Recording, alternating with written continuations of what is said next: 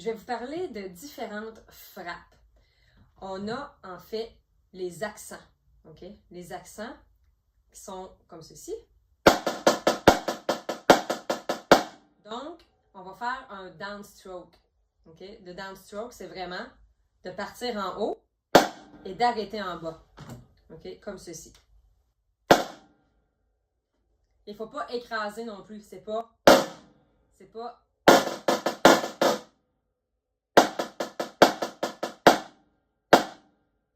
Et la main doit arrêter à 1 pouce de la peau. OK? On part en haut et on arrête en bas. Parce que sinon, ça va faire...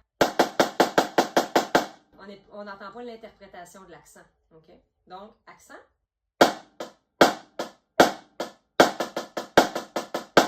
On a ensuite les tapes, appelées les ghost notes ou notes fantômes.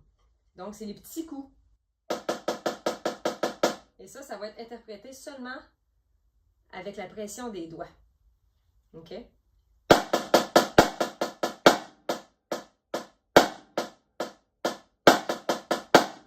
Donc, accent et les tapes ou ghost notes. Ensuite, nous avons les rim shots.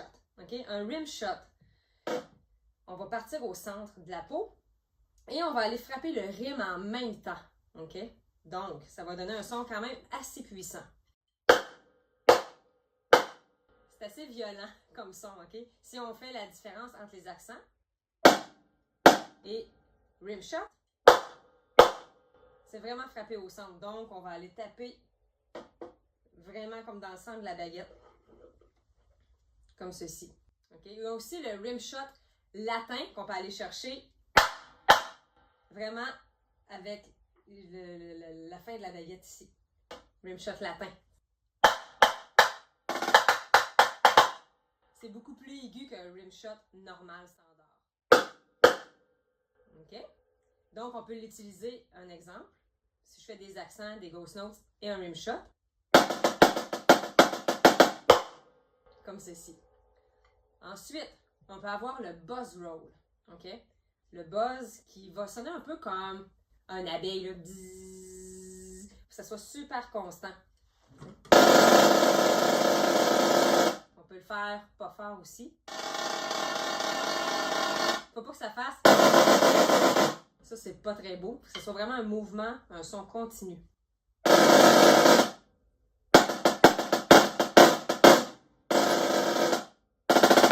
Ça, c'est des coups doubles, donc c'est vraiment différent. C'est comme tu te presses avec ta main. Tu mets vraiment une pression.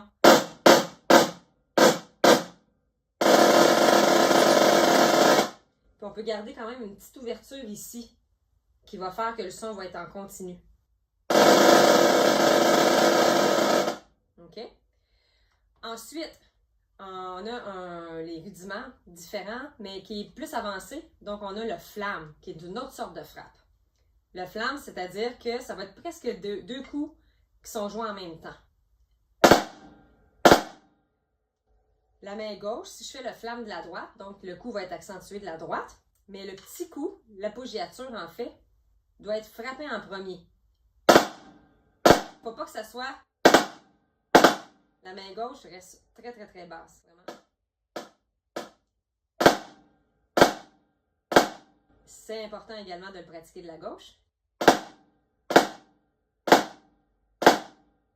Donc, ça, c'est vraiment un flamme de base. Ensuite, les nuances. Okay? Il y a plusieurs endroits sur la caisse claire et ça s'applique également au ténor et au bass drum.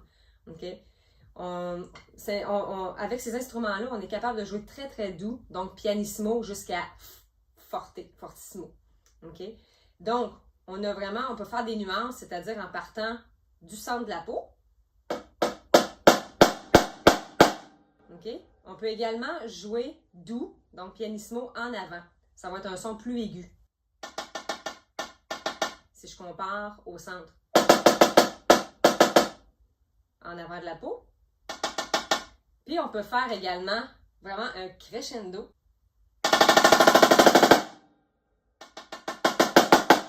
Et on peut faire un décrescendo aussi.